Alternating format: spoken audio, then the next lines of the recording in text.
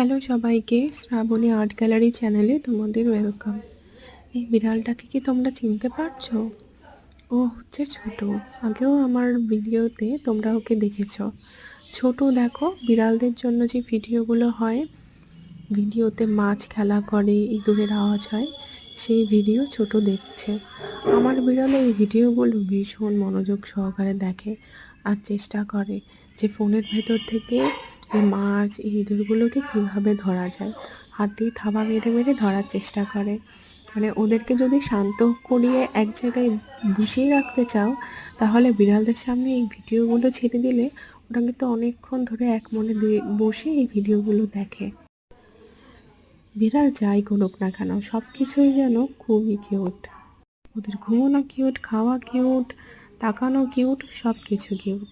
তোমরা কারা কারা ক্যাট লাভার কমেন্টসে অবশ্যই জানিও।